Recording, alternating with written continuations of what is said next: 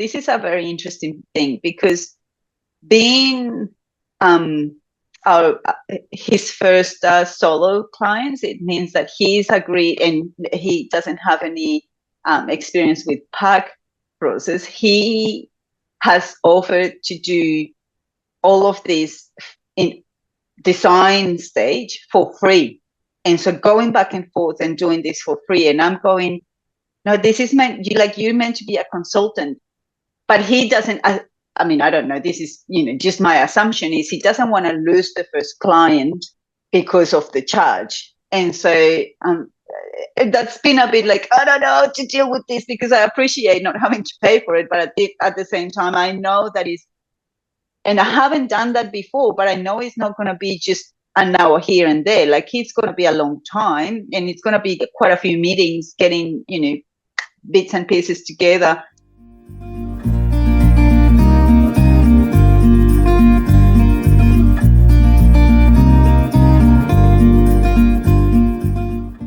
So are you going to, in terms of working with this builder, are you going to sign a preliminary agreement, or are you going to handle this pre-construction process a little bit more casually? Like, what's your thoughts about how you want to navigate this sort of part of the process with him, with the builder and the draftsperson? Yeah. So we won't look into a preliminary agreement in that we are both in agreement that we're going to keep our plans of this first phase. We're not, so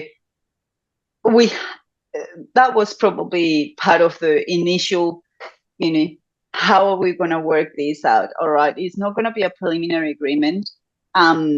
It's not. I don't want to be tied up to you, and I don't want you to feel tied up to me in this initial phase.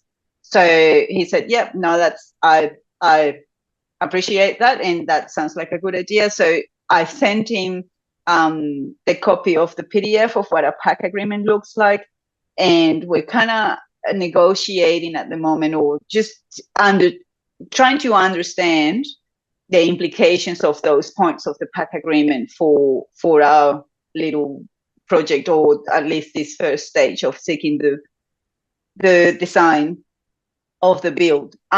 Because he said this is a very interesting thing because being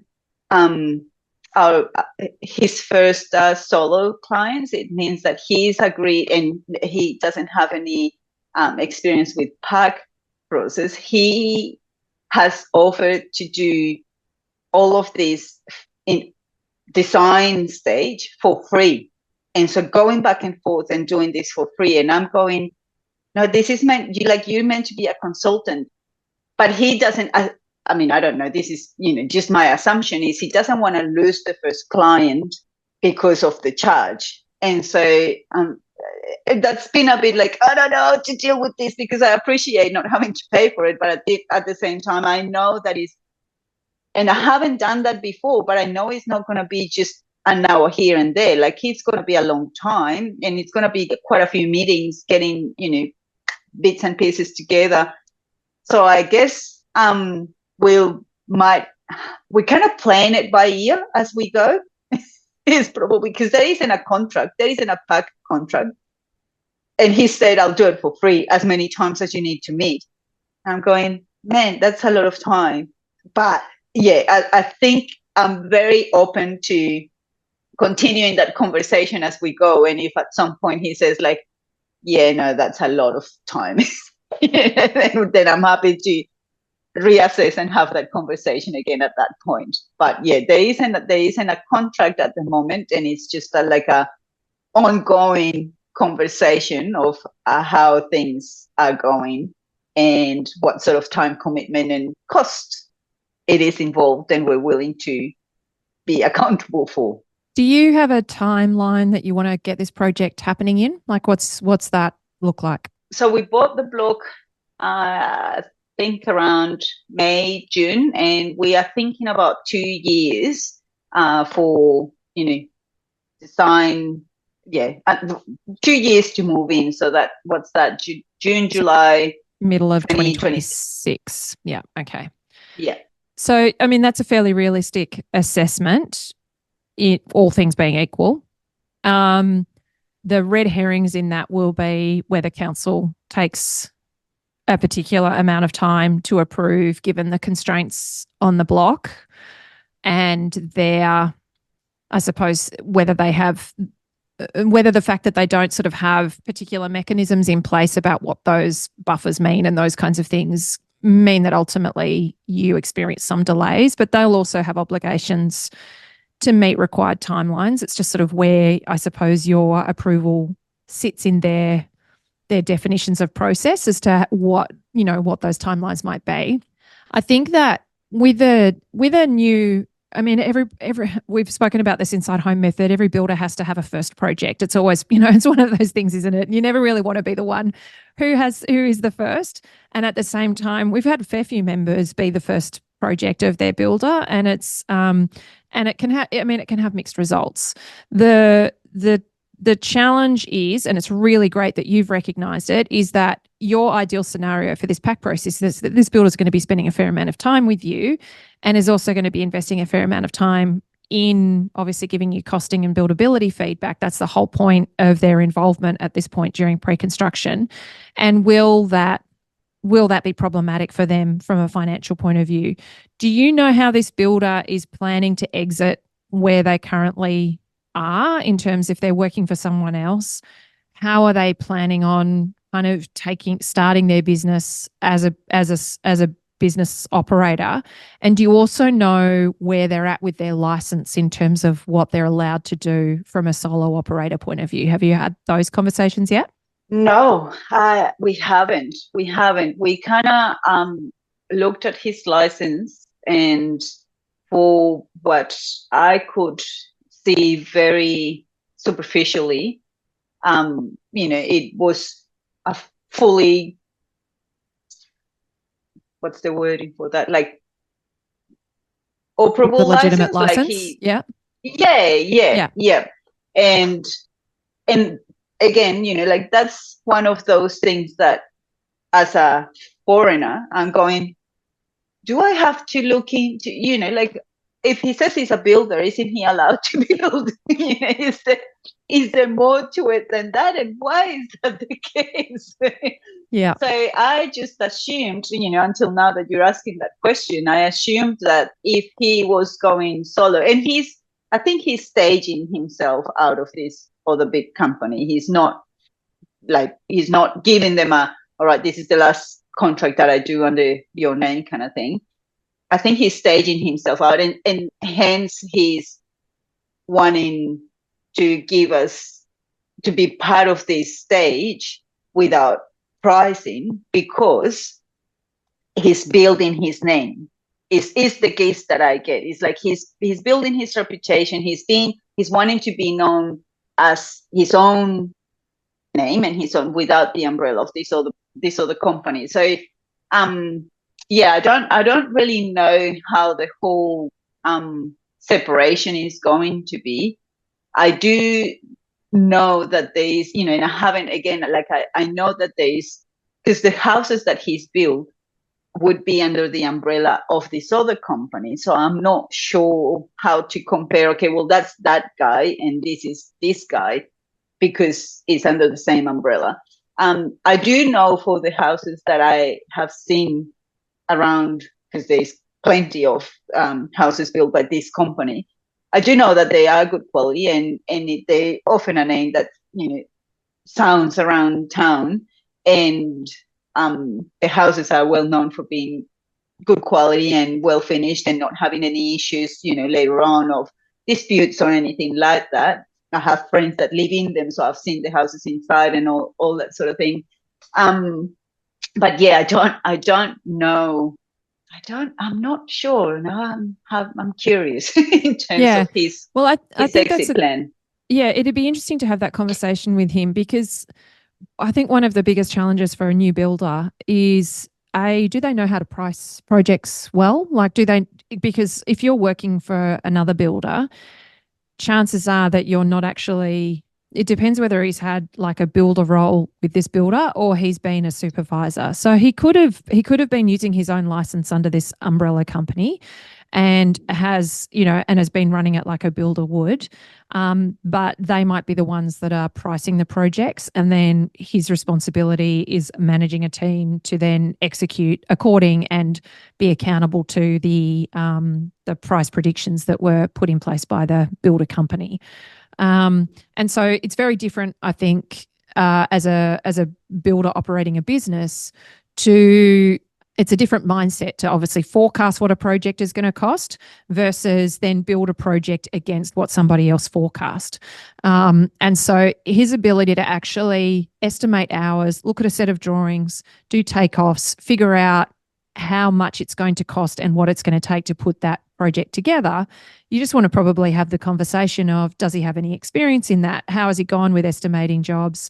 And I mean, the benefit of you doing the pack process with him is that you're going to very quickly see how does he do that, because he's going to be giving you estimates along the way. You're not going to be like, if you were doing a tender and then signing a contract with him, you wouldn't know how accurately he had priced the project until the project was being executed and you saw whether he was panicking because he'd got it wrong. You're actually going to get to see during the pre-construction his confidence in his ability to forecast the cost of building your project, and strategizing the most efficient way to build it and what it's going to take.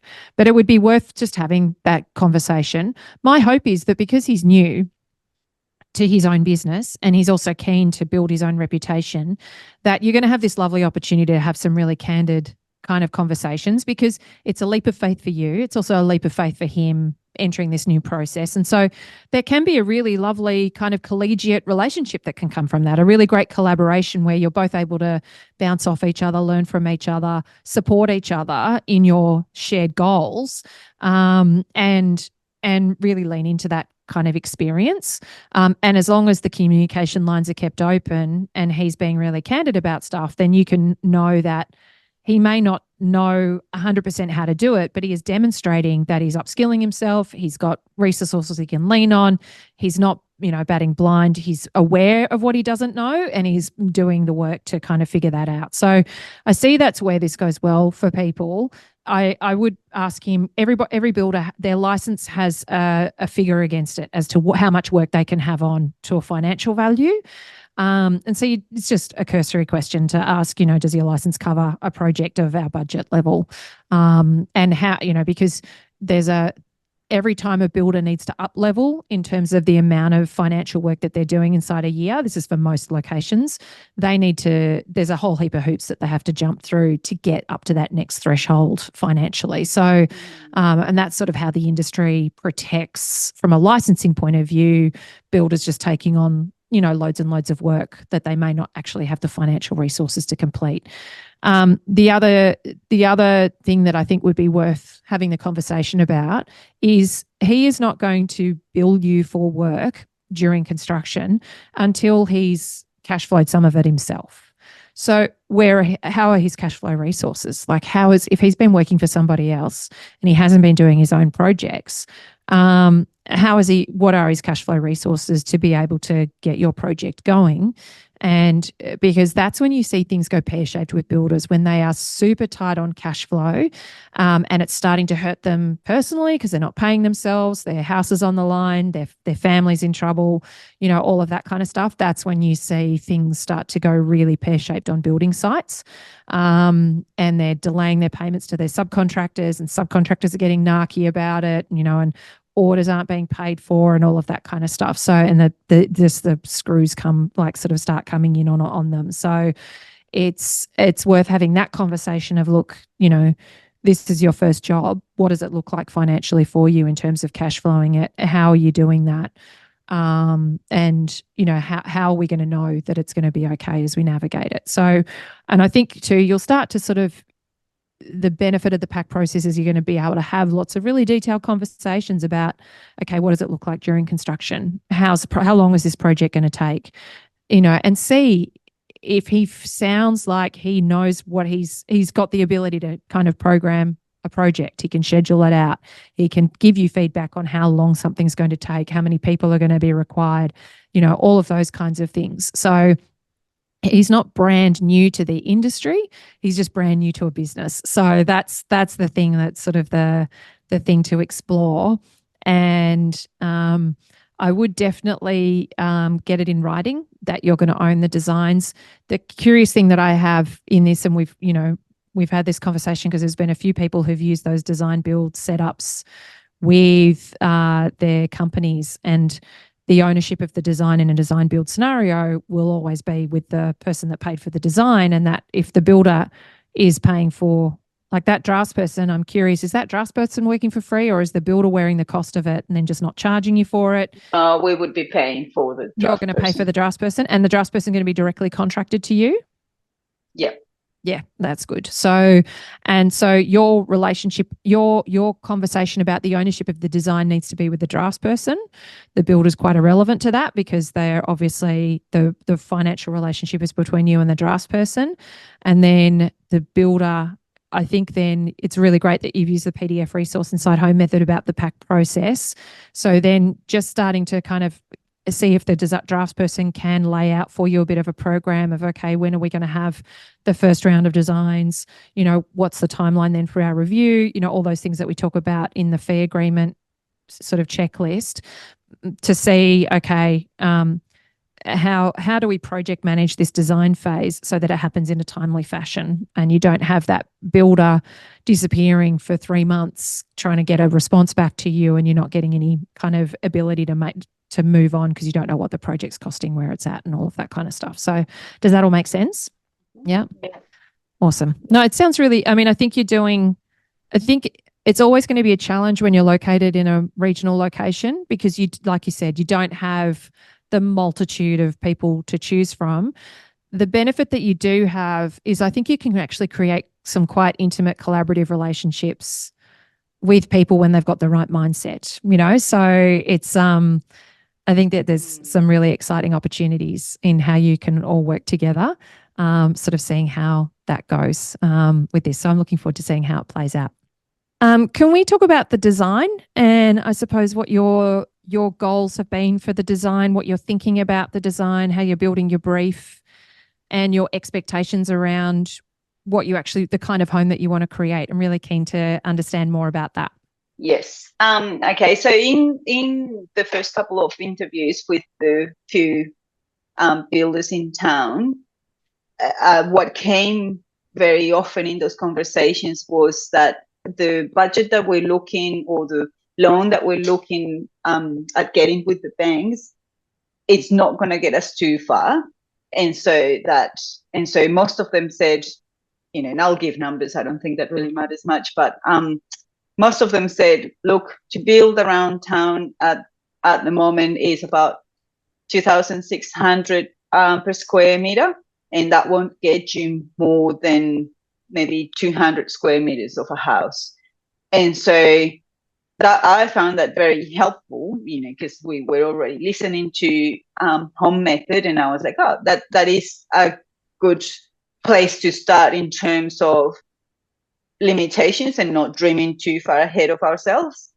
And so with that, then obviously we started looking at, okay, so what things can blow up the budget and what are we looking for a design? So, in our first conversations, I've always said to my husband, I'm not really keen. I'm not looking for a big house. I'm only wanting to have functional house that's well distributed. I'm not looking, we don't need a grand space, I don't think, and we can't anyway. So things that affect us being able to build within that budget would be changing shapes. I remember hearing that in one of the podcasts or somewhere in the Home Methods, and like, radio, say, to give ourselves the better chance of fitting within the budget, we're going to have to go square or rectangle. So I did play a bit with, squares and rectangles within the block of land, and where, what does that mean for the sun? What does that mean particularly for the western sun? Because in our current house, we've got a big block of land. So we've got front to south at the moment. And so it runs, south to north. And so we have a lot of wall, and we have the wall against our master room, against the western sun, and it gets blasted with the sun all summer, and it gets really hot, particularly at nighttime, because it's a brick wall. And so it keeps it decent during the day, but then it releases all of that heat during the night, and it is a sauna. So anyway, so just trying to work, play with shapes, rectangles, squares in the different places, and what would that mean for placing a car park that would shield the western sun. We are looking at ideally, so within that limitation of 200 square meters and square or rectangle, we are looking at 4 bedrooms because we do have a lot of people coming to our house to stay with us, and oftentimes that is families, like families of 5 or 6. Yeah, it wouldn't be a crazy thought for that to happen. And so usually in this current house, something that we've done, and it works really well, is that the bedrooms are located almost on their own. So like the bedrooms are separate from the social areas, which I love that. I don't like mixing. I don't like rooms that come out of social areas necessarily. And it allows us to then give almost a whole area of the rooms to our guests. 1 bathroom, 2 bathrooms for our guests. And then our kids move and they use 1 room, the 3 of them, and then they use our bathroom for that weekend or that week, whatever. And so we would like to replicate something similar to that where we are. And I think this is ambitious, but we would love to have a social bath or powder room or bathroom, so that bathroom that is meant to be for the guests when guests are here, which is at least once a month, really. Like we do a lot of hosting, and so we would like them to not have to share their bathroom with other people. And so that is a dream, but I'm not sure if we're gonna get there. We're gonna stretch the budget that far, but yeah, that would be ideal. Something that we do have in our current house is so this house had 4 bedrooms, but they were all relatively small, and we converted one of those bedrooms into a multi-purpose room, it's got an office, it's got some which is actually where I am at the moment, and it's got some bookshelves and a lot of storage, and we can have a TV there. And we've put sliding door with glass, which is awesome when we have people with kids, because the kids just come into this room, shut the door, and we don't hear a peep, but we can all see them because the living room is just off this bedroom. And so that works so good. Like, and the screens are in a way that also we can keep an eye on people doing homework, and just privacy, and at the same time very joined to the social space. And we would love to replicate that without having to necessarily add a room, just somehow divide a living room into 2 areas or something like that. We would love to do replicate this room into the new place. And I think those, I would love to be able to keep a garden green, which is it's a rough thing here where we are with the weather that we've got, and we oftentimes we have water restrictions, and so that is if you do want to keep a green grass, you have to pay a lot of money for water, and we're not in a position to do that. So I would love to investigate the option of using grey water for gardening, but I have no clue. And I think that, this is investigating the options for that will come soon enough. And so at the moment, I don't know what sort of prices we're looking into for that sort of thing, and what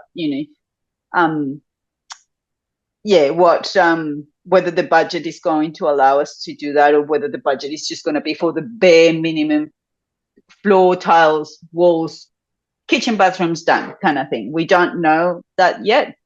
Yeah, because of the weather again, would love to be wise with the material selection for exterior walls, particularly just because I love brick houses, because during the day they are nice and fresh. It is a nightmare at nighttime, and so it's not the greatest for bedrooms.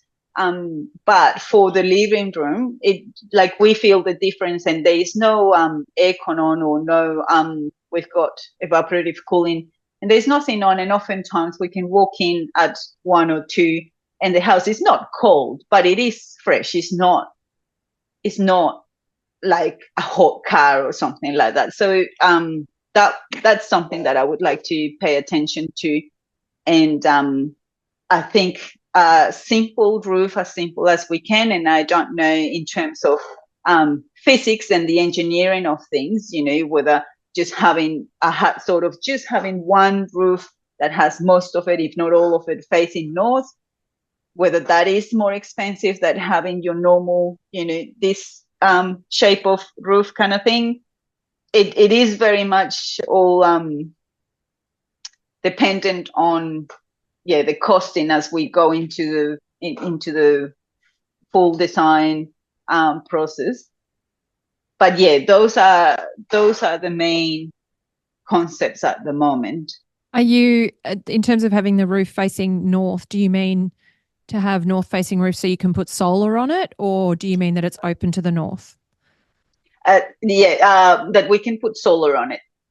Gotcha. Yes. And have you by chance had a look at any of the 7-star floor plans that are on the yourhome.gov.au website? I don't think so. No, I don't think I've got to that yet. It'd be interesting for you to have a look at some of them, because they do a lot of this kind of pavilion design, and they might be a good starting point for you in sort of thinking about clean layouts that are super functional. I'll shoot through a link to you after this. Awesome. And I think, I think that, and we'll pop one in the show notes as well. There's some really good floor plans in there. I can see that, having that multi-purpose room, and it might be that it's the 5th bedroom /study /second living space, kind of conservatively sized space that just acts as that completely kind of multi-purpose room. And then you could keep your living, kitchen, dining quite kind of well proportioned and compact, but have that room, use the layout of the planning to create the relationships between those spaces so that you get the visibility that you want, but it's also a room that can be closed off should it need to be for guests and things like that. So it sounds really good. I love that you're very clear about this. We would like this, but not sure if the budget's going to extend for it. Like, you're being super realistic about what your budget's going to mean for your choices, which is a really great place to start from. So I think that's all. I think that's really, really great. So it was very funny. Sorry. I was just going to share just a little story, because I think it was the first interview with one of the builders, and it was the, shock, like, this is what the square meter is, this is how much it would get you. And it felt like there was so many things against the project. And we got home and my husband was a bit like, oh, should we just resell the block of land? And I was like, challenge accepted. If you tell me small, we'll build small. We think it will go as far as we can, and we're hoping we can get something that's going to be comfortable enough, and not, it is what we can afford, and we'll, if we can't build something bigger because we can't afford it, well, so be it. Let's just be real with what we have in our hands, I guess, is probably where we're going. Well, I think you've got a lot going for you, because you've got the space to do a super simple plan layout, to do that really a clean kind of pavilion style home that is a simple rectangle. I know that we can feel that that's going to create a boring looking home, or a boring kind of, it looks in plan like it's a really boring sort of shape. But I think that's just largely because we've been conditioned over the years to see these very kind of stepping in and out sort of articulated floor plans that we feel that when we go for that simple kind of rectangle that we're being boring. I've always found as a designer that you kind of start with a very simple approach. You move through this complexity, and in the process of really honing the design and getting it to sing, you actually move back to the simplicity, and that's when you know that the design is actually going to work really well as a home. And so, I think back to my days at Mirvac, and we did lots of lovely designs that were really, when you looked at the floor plans, were super simple layouts. But then there's things that you can do with, you can have a very simple roof form, you can do all of those kinds of things, you can manage all the affordability, and then you can then spend things on the materials, the landscape, how the outdoor space is kind of detailed.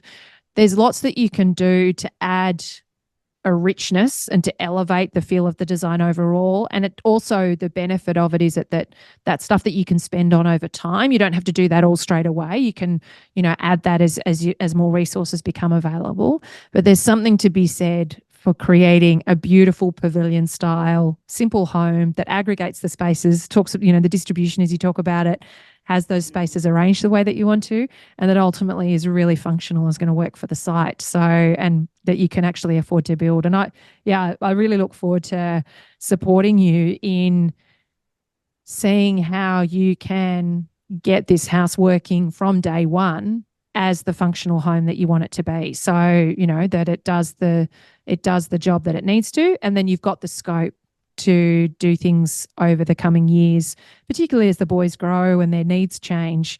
It might be then that you're playing with how the landscape design is working and those kinds of things. So I'm really looking forward to it, Tatiana. I think it's really exciting. I love that you see the challenge in it.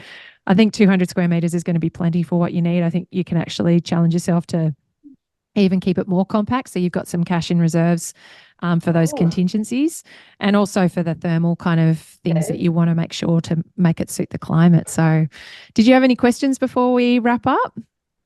I don't think at this point I've got much to ask. I think there's plenty already to consider. Awesome. Well, I'm looking forward to getting you back on in a while and seeing where you're up to. And I know that listeners will love hearing your updates and how this project is progressing. Thank you so much for being here and for sharing your journey with us and how it's starting off. It's really, really great to hear. And I'm super excited for you as you embark on this very, very exciting journey. So thanks so much for the conversation and for sharing it with us. No, thanks to you, Amelia, and thanks for all the work you do. And yeah, I'm very excited too, and very excited to pick your brain along the way and see how things progress for us. Awesome.